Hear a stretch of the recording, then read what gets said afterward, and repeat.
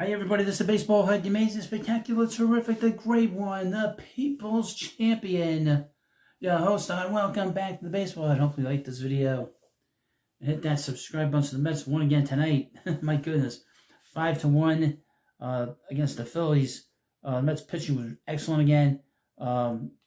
Griffin Canning, who was a guy that was sort of afterthought this offseason, has won his third game. I believe that's the most wins in the National League, along with Tyler McGill.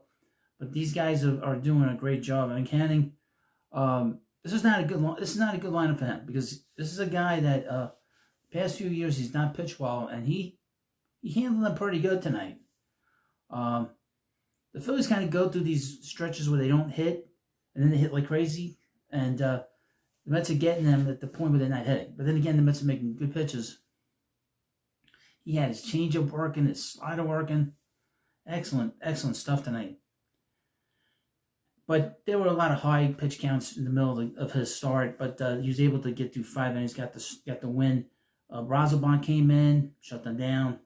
A.J. Minter was minty fresh. And I was able to get to the 7th inning and got a big strikeout of Bryce Harper. Stanek had some issues. I would mention that we'll get into it here. Tyrone Taylor. I said that this guy is a winning player. Makes all the big plays when you need him. He deked out Schwarber. First of all, Schwarber can't run. We know that. Guy is just a guy who hits the ball in the ballpark, drives and runs. But he got totally deked on that play by Taylor, because Taylor, it made it seem like he wasn't going to catch it. And I kind of got fooled on when I was watching. It's like, he's going to get to that ball. And then he deked him. And then he ran off the first base so far he couldn't get back in time. It totally embarrassed him. And then Buto came in the game, finished out the game. Just overall, what I'm seeing here, the way they've been playing this first month. I know it's the first month of the season. There's a lot of stuff going on. As my leg just went out. There's a lot of stuff going on here with this team. Okay? And I have references, and we all do, if you're old enough, plenty of references with this team in terms of how they're playing in April. And it's always a great sign.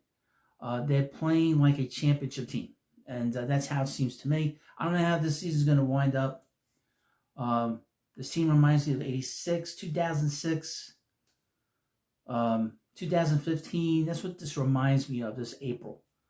All those teams had big Aprils, and they must have a 4-game lead on the Phillies. I think they have a 7.5-game lead on the Braves. And as I do this video, the Braves were losing to the Cardinals late in that game. But boy, oh boy, I mean, the Mets again. I said this the other day. If you're the Braves, don't let the Mets get too far out in front. Same thing goes for the Phillies. Now the Phillies are going to try to not get swept tomorrow, and the Mets are going to try to sweep them tomorrow. They send a message very early on that the Mets are serious contenders here in the National League. They win the division, get to the World Series. This is no joke, and the fans, every Met fan knows it, and you can feel it watching the game, watching these games. I mean, the crowd is so loud, and it's April. I mean, if you're a team going in there in April, you figure, I'm going to play Mets. We're going to play some team in April. There's no crowd here. This might be the most energized fan base in baseball, even more so than the Dodgers fan base. We waited a long time for this, and the fans are going crazy. All right, now let's get into the offense. Lindor is still hitting great. During this homestand, he's 12 for 26 with 4 home runs. I think he's got like 12 RBIs, something crazy. He had 3 hits tonight, scored a run, drove in the second run, I believe. Juan Soto went 0 for 4, scored the first run in the first inning on the RBI double from Vientos. He's back in the lineup. Pete Alonso had another RBI tonight and a double. He's got 17 extra base hits, 25 RBIs.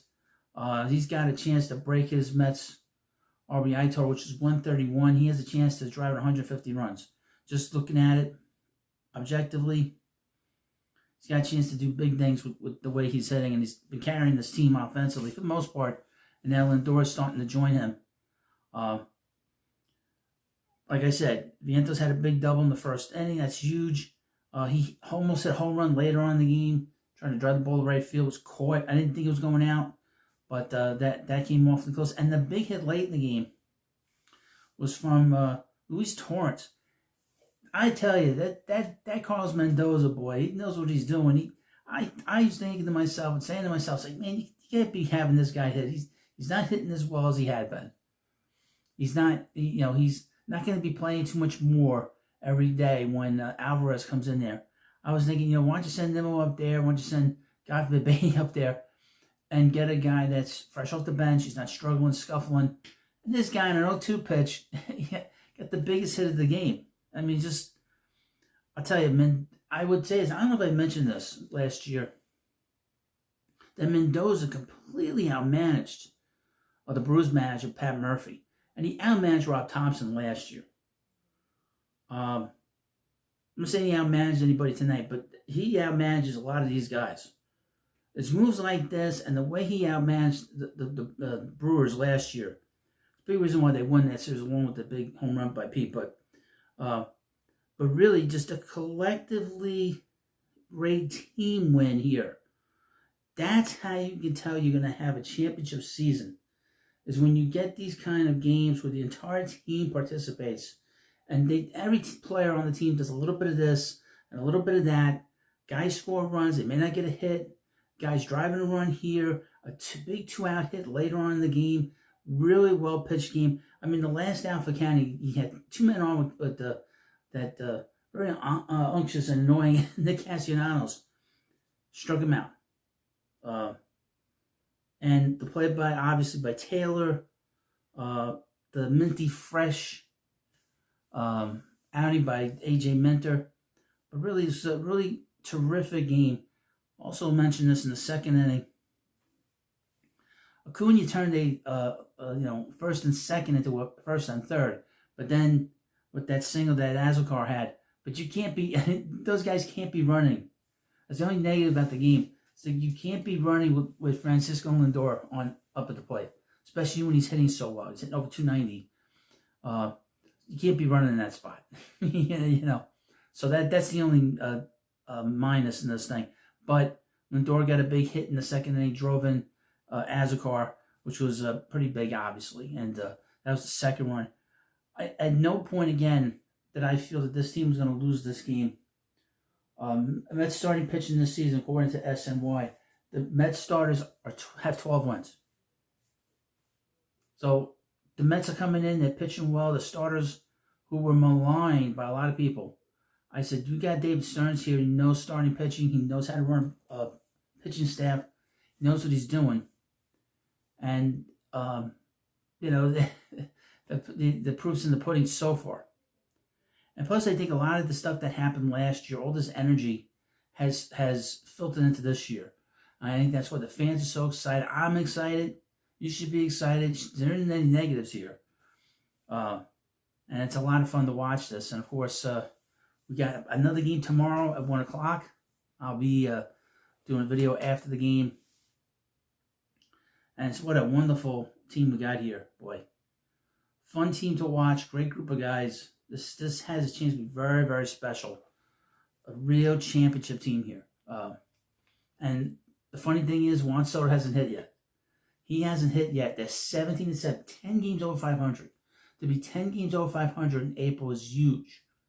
Because it's not going to take much for this team to go on a real run. Maybe they win tomorrow, they take 2 out of 3 in Washington, or whatever, or more, and they really just run away with this division very quickly. That's how I see it. That's why, past Met teams, once they have bad Aprils, they tend to struggle. I'm using past histories, which I shouldn't do. But, these kind of remind me of the past with certain things. But this team, it really reminds me of a championship team, the way they're playing right now. Well, let me know what you think about this video. We've got Dave Peterson going up against Zach Wheeler. That is going to be hard. So the Mets try to get this 7th win in a row is going to be very difficult against one of the best pitchers in the game and a guy that never should have left here with the Mets. The Wilpons never should have let him walk all those years ago. That was a mistake that was the last final nail in the coffin of the Wilpons, was letting that guy walk, because that guy was a good pitcher. Yeah, he had great stuff, and he is a bulldog on the mound, along with the great stuff that he has. So let's go Mets. And of course, I mean, I don't know what to say at this point because this team has played so well. I mean, what's there more to say at this point? You know. But anyway, that's the story. And of course, please subscribe to the Baseball Hut. I'll see you later.